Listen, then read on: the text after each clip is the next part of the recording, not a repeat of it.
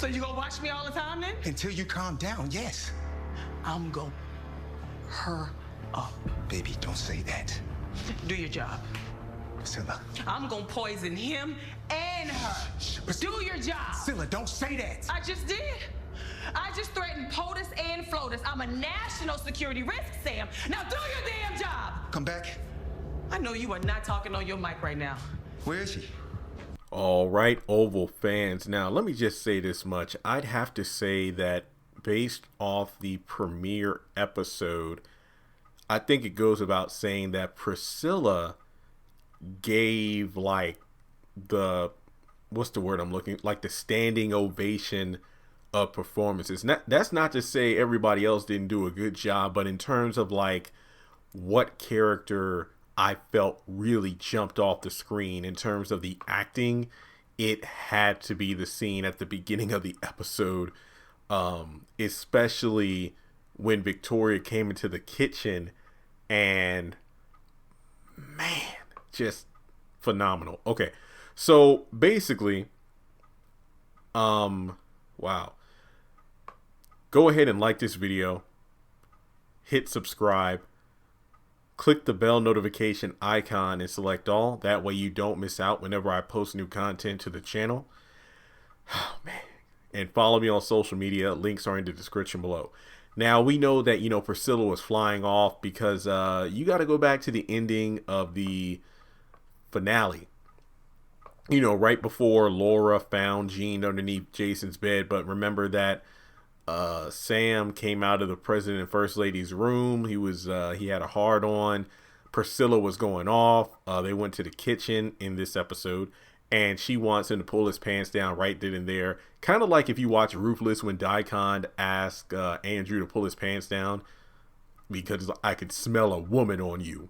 Okay, you and Tally weren't doing anything, but don't be in there too long in the punishment chamber. And I'm thinking to myself, with Priscilla, I'm like, well, Priscilla, Sam wanted to pull his pants down for you several episodes in season 1, but you said you were too tired. But obviously the first lady wasn't in the same position. But I just think it's pretty interesting that the scene, like, that escalated quickly when you have Priscilla hot, just not hot-headed, but going off the handle. I want to poison everybody up being the POTUS, the FOTUS. I'm a national threat to security. Yeah, I said it. I don't give a damn. And then Laura comes in there, and that shifted the mood entirely. Like, oh my God, what's going on? Because I think before Laura even showed up, Sam got a call about something going on in one of the perimeters of the White House. And I'm thinking to myself, oh wow, does this have something to do with Jean? Like, did somebody hear Laura screaming, and before seeing Laura, they saw that Jason's bedroom door was open and found Jean, and then they discovered what was going on? Because I thought the Jean situation would be the reason that, the emotion shifted something else. But no, then Laura came in because, remember, Priscilla's already hot on the whole first lady thing in Sam. And then when Sam gets a call, Priscilla's like, are you really doing this right now? Are you doing your job? What's going on?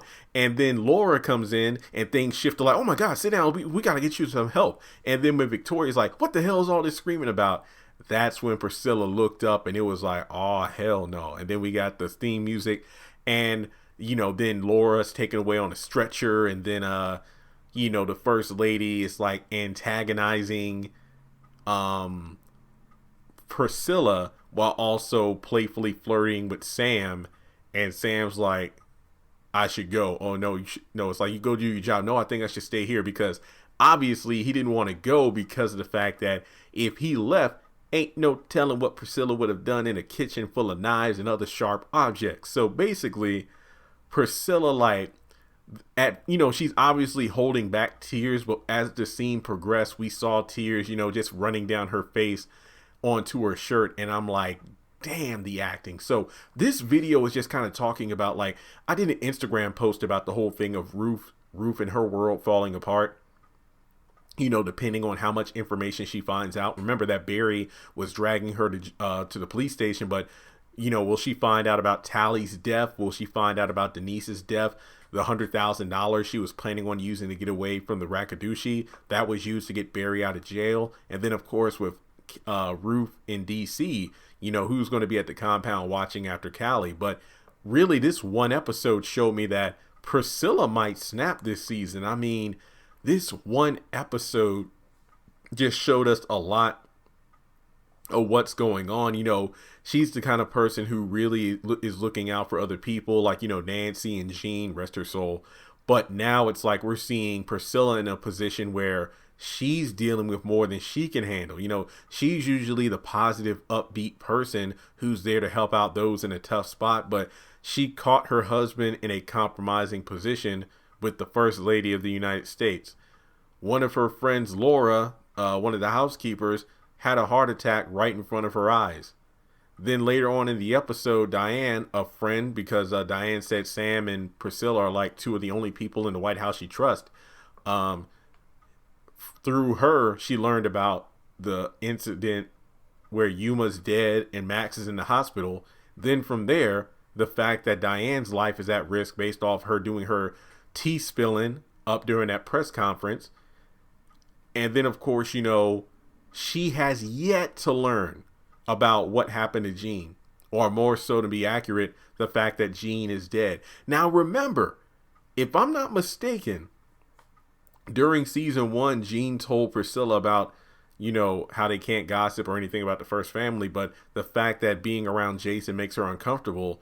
And I believe either she told Sam or somebody that instead of Jean, somebody else needed to be assigned to clean that part of the White House for Jean's sake, because remember, Jason was walking around naked all the time. So remember the last time that Jean and Priscilla spoke or saw each other was in the kitchen, where Priscilla knew was something was wrong, and it didn't have to do anything with Jason. It was like, you know, her seeing Denise's dead body and then Kyle not making things easier on her. So basically, the last time they spoke was Priscilla knowing something was wrong, but Jean kind of lashed out at her because she was upset, and now Jean is dead. So if Priscilla finds out about that, my God, it's just going to hit the fan. I don't know what she's going to do. And remember, Diane said she was going to stop by Sam and Priscilla's house after work. No, not after work, but after she went to the hospital to check on Max, and then tell Priscilla everything that's going on. So there is a lot going on. So we're going to see one of the foundational characters. When I say foundational characters,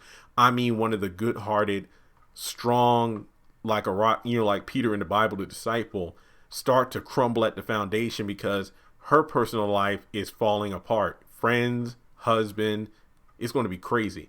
And not to mention, on top of that, you got to look at the fact that, what do you do when the woman you want to slap the crap out of is the First Lady? Are all bets off in that situation? I don't know. But either way, everybody has a breaking point, and Priscilla might make reach hers this season. So with that being said, what do you think? I mean, just remember, a lot of people speculating, you know, is Priscilla pregnant? Is that why she isn't really in the mood to have sex?